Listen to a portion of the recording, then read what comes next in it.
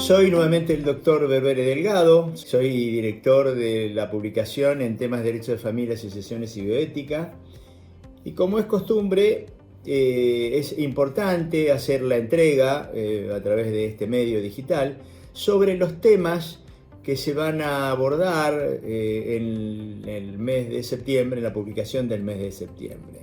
Como siempre, son temas novedosos, de interés y con sus particularidades, cada uno de ellos en función al abordaje que tienen, ¿no? El primero de ellos es el abuso emocional y su entramamiento. Bueno, este es un tema realizado por la doctora María Laura Scioli, que es especialista en Derecho de Familia y tiene una diplomatura en Derechos Humanos de la Mujer. O sea, es un tema muy interesante y trata de una distinción entre la violencia doméstica y o familiar con violencia de género y la violencia que no se aborda comúnmente relacionada con la violencia psicológica. Establece que la violencia psicológica es una modalidad en cuanto a esto que llamamos violencia o abuso emocional, ejercida por individuos, y aclara muy bien la doctora que son individuos independientemente del sexo y género.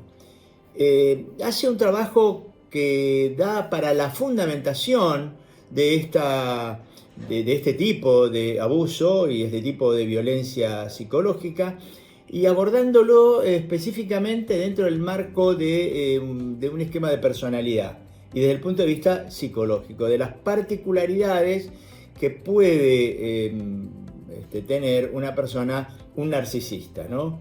En la fase individual y los aspectos de su vida amorosa, en un abordaje donde establece cuáles son las características de una persona que tiene esta particularidad en cuanto a su personalidad. Es muy importante porque da elementos que fundamentan y que esclarecen cuándo existe este tipo de violencia, que, como dice muy bien la autora, no se aborda comúnmente. El otro tema es el descarte de embriones crioconservados y puntualmente también establece una deuda normativa en nuestra legislación. Está abordado por la doctora Nair Anaíse, es especialista también en Derecho de Familia de la Universidad de Buenos Aires y cumple funciones en el Poder Judicial en una defensoría de la provincia de Buenos Aires con un arduo trabajo en materia de derecho civil.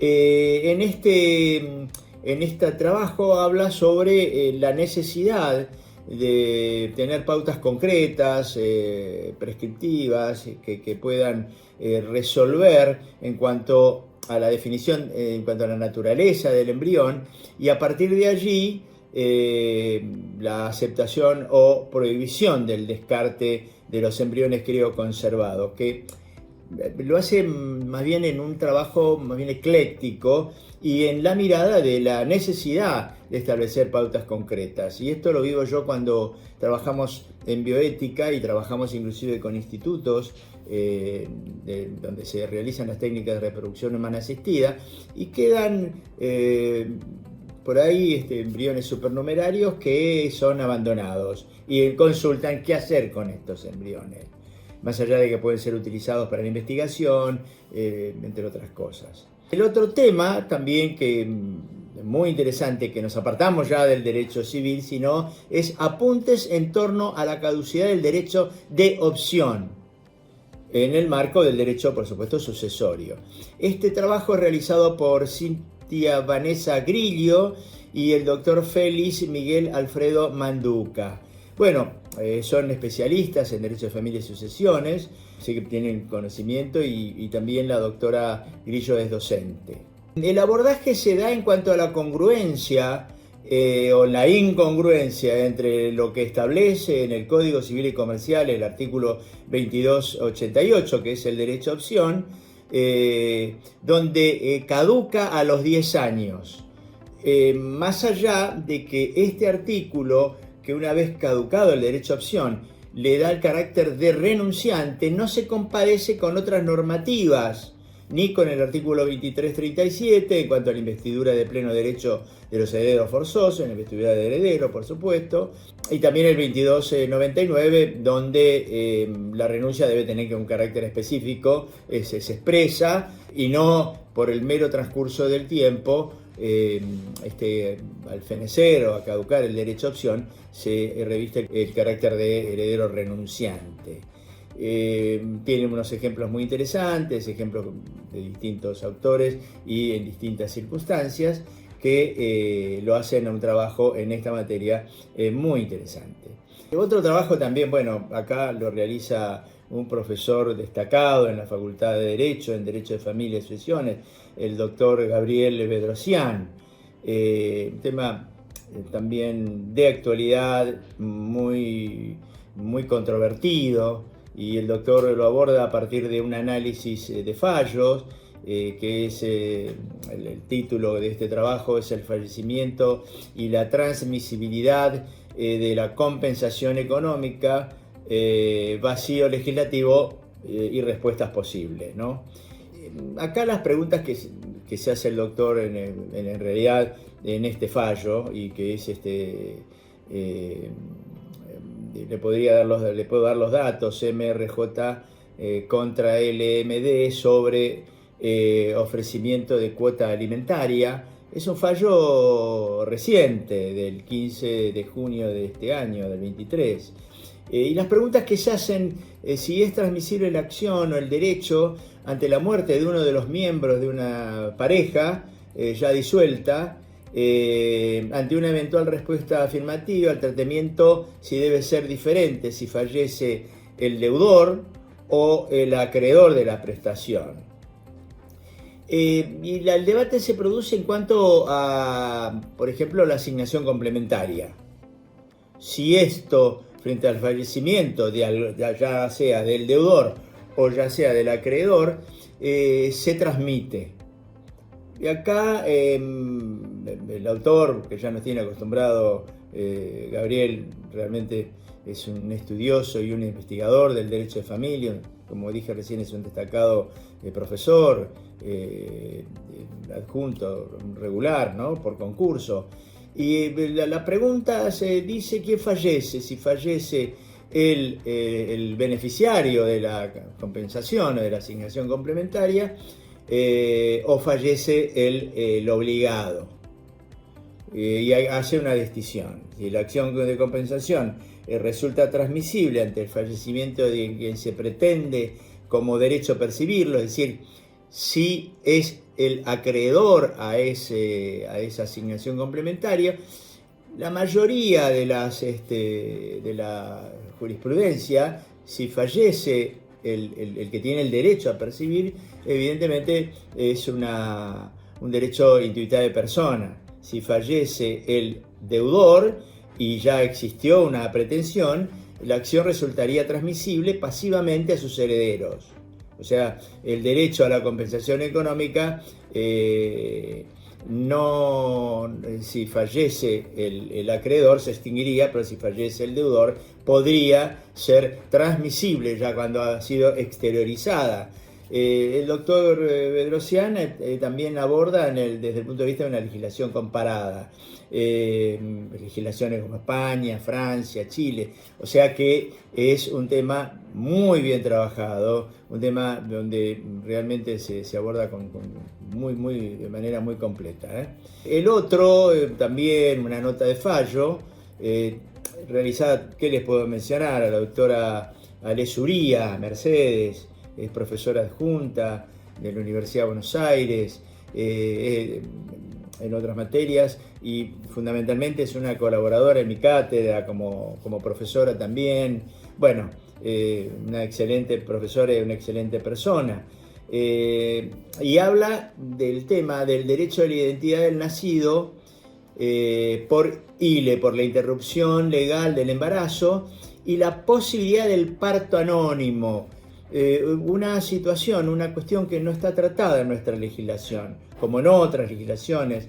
O sea, en Francia, por ejemplo, se llaman la madre que no quiere el emplazamiento, ¿no? Eso es controvertir lo que es en nuestra legislación el artículo 565 en cuanto determina que la maternidad se establece por la prueba del nacimiento y la identidad del nacido.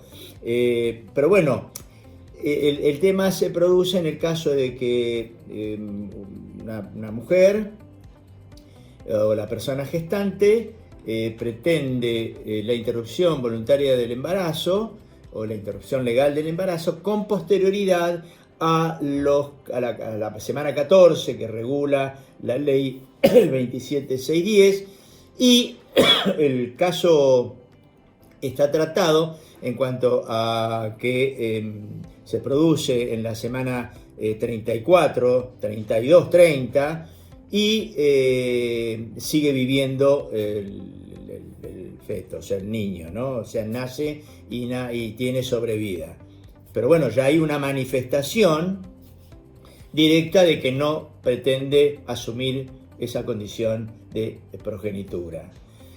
Entonces acá nuestra legislación no cuenta con una normativa que contemple este caso, porque no se adecua a lo prescrito en el artículo 607 de las condiciones de preadoptabilidad o las causas de realmente una nota de fallo interesantísima, muy completa, y se aborda un tema que en nuestra legislación no encuentra una respuesta frente a eso como en otras legislaciones, la española o la francesa. Y también, para terminar un poquito también como algo muy interesante, trata el derecho de la identidad y trata también el parto anónimo, ¿no? O sea, es muy interesante. El otro trabajo el último es la evaluación de las acciones de las sociedades anónimas con criterio de liquidación de la sociedad comercial.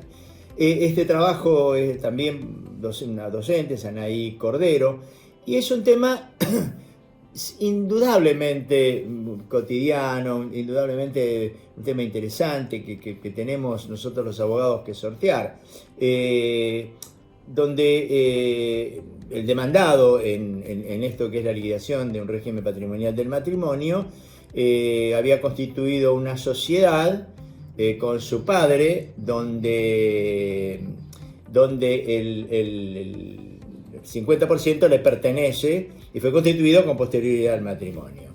Bueno, la discusión que se da en este caso es ¿qué vamos a tomar en cuenta para la liquidación? Si el valor nominal de las acciones o el valor de los bienes que integran o que han sido inscritos a nombre de la sociedad. Bueno, establece en este fallo el descorrimiento del velo societario, la aplicación de varios artículos. Bueno, la nota de fallo trata todo este tema y da la respuesta en un fallo de la Cámara Civil de Junín de junio del 2020, ¿no? Ahí también está la cita digital para que ustedes puedan verlo y puedan estudiarlo. Bueno, como siempre, les mando un saludo cordial a todos aquellos que escuchan esta breve referencia a estos temas que son absolutamente de gran interés y son excelentemente abordados. Les agradezco mucho y bueno, sigamos compartiendo. Gracias.